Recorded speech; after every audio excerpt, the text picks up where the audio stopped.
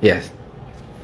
Okay, thank you very much, Michael, for visiting us. So, for your hard work, for your sacrifice, and big contribution to our country. So today, I, Ambassador Cambodia, and my colleague here, happy and delighted to present to you the appreciation letter for your hard work for our country.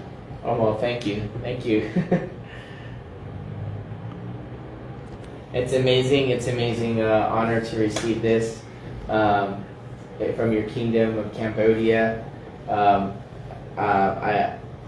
It's just, I just want to take a moment and share with you a great story, all of you that are coming in live, 600,000 followers.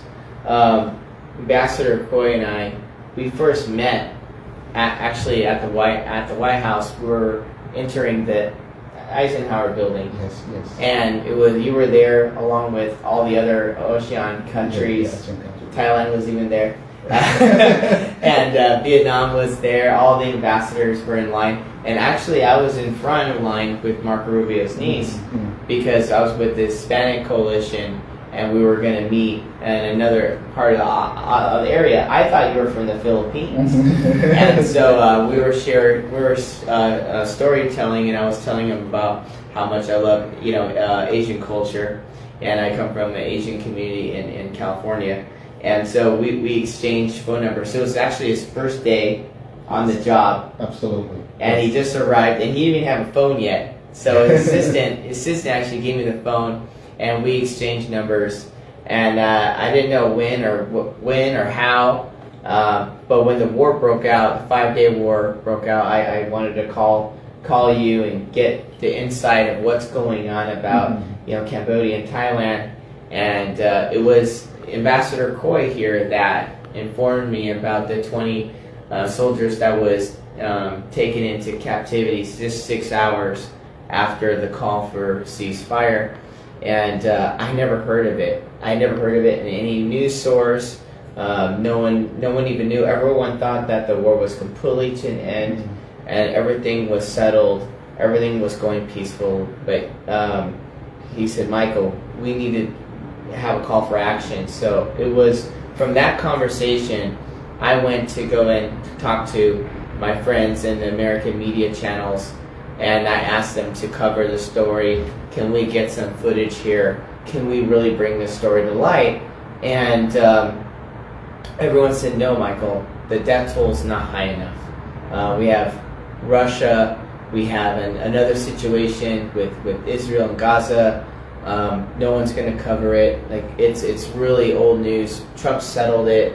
There's nothing left here. And so eventually I did find a crew. They canceled, and as the story goes, you all know, I made my way to Cambodia. But it actually started with Ambassador Khoi. And I want everyone to know that in Cambodia, that you have such a great ambassador here. And he's doing a wonderful job representing Cambodia. And I'm proud to have a friendship with him now moving forward. If it wasn't for his urgency, I wouldn't have probably ever got on the plane. I thought, like everyone else, we heard the news. Trump brokered the ceasefire. It was peace. Everyone's like, oh, well, we didn't know there was a war. We didn't know there was a dispute. But we're glad that it's ended. But not so fast. And that's credit to real leaders that's willing to say, we need help. And all of us in our lives, we all need help. No matter how strong, how powerful, how famous, everyone needs help. And to represent a small country and to speak up, I want everyone to know, both in the U.S. and in Cambodia, we have a great ambassador. Ambassador Khoi is great. He's a great leader because he cares about people before his title. And that's, when you have that, you don't know what kind of leader you have until you're in a foxhole, is what we say, or until you're in a time of distress. But he called for action. So I'm glad, and thank you for answering the phone when I called you. Thank you. And we have a little code language that we speak amongst each other because I have many friends in Cambodia and America.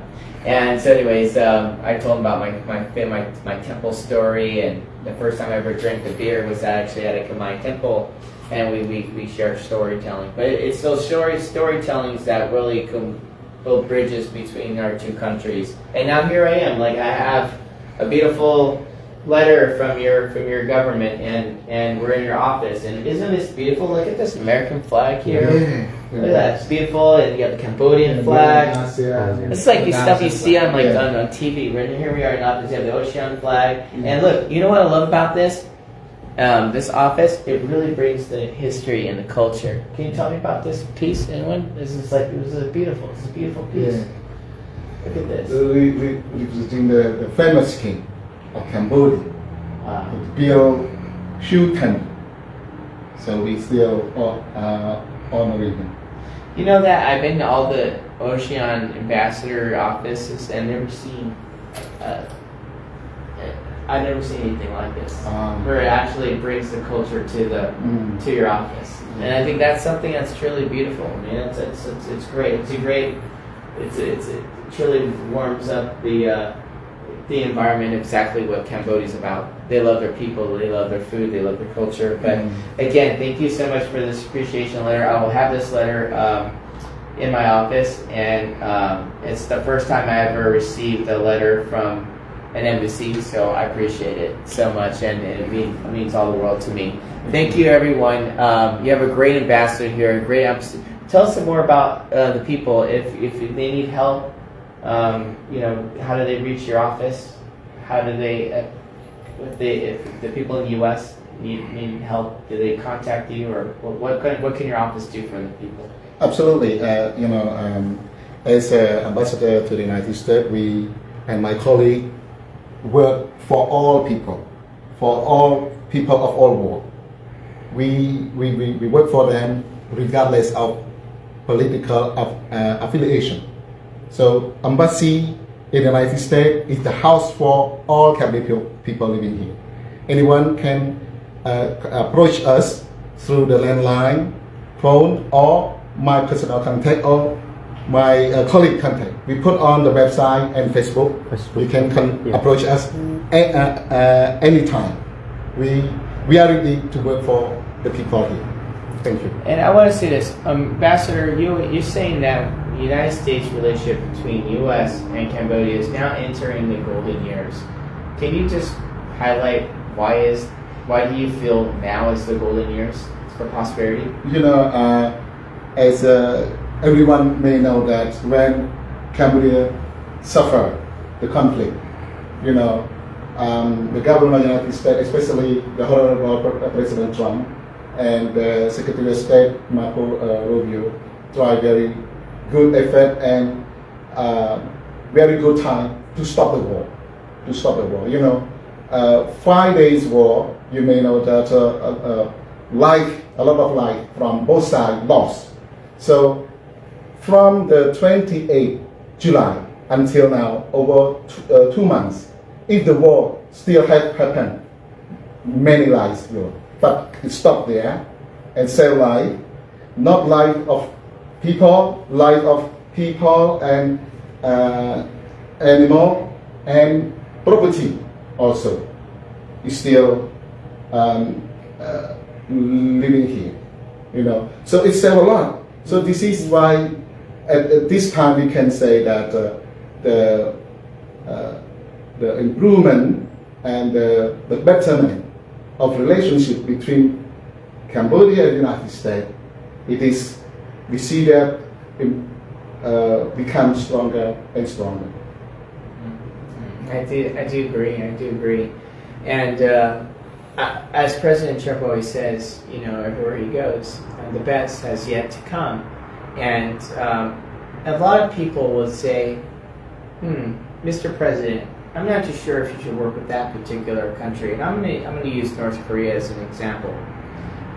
When President Trump got to meet with Kim Jong in Vietnam and at the summit, it was a big dispute the first time he was in office. He sat with Kim Jong and he showed him an iPad. And many asked what was in that iPad. Well, later on he went to go and reveal was he showed the beach shores of North Korea and what they could look like if they put in a 5-star hotel. What would that look like, and how would that honor his father? That was his first interaction with Kim Jong. Most people were hoping, on the left and the right, that President Trump would demand some type of action. That they would say, if you one more time you shoot a weapon, a missile over Japan, we're gonna go nuclear. We're gonna wipe you off the face of the earth. We're gonna sanction you. We're gonna strangle you. Trump did not take any of those measures. He took a different approach, like almost as a father figure in a way, like a bigger uncle or a bigger brother, saying, "This is what your country could look like." And you know what? That approach, because of that, Kim Jong has a unique respect for President Trump, and you know that he invited him to come over, be the first American to step on the soil of North Korea. He was also the first one to actually get North Korea to stop test firing the missiles. So I bring this story to place because as I've been traveling throughout the world and you know, kind of hearing the stories of Cambodians and hopefully soon the Thai people as well, I've been hearing a lot of the community people, and I know there's a lot of frustration from the old government, the new government, and what you wish the government should be. But right now, we should all look at Cambodia's situation and Thailand's situation like the lens of President Trump looks at it. What can we do together? What can Cambodia and the United States can achieve together? What can we build together? Where do we start? And where's ground zero?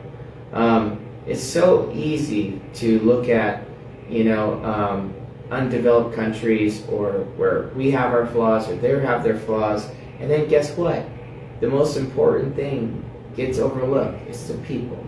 And right now in this border dispute, I just got back from Pere Chan and Chuk Choi. Is that correct?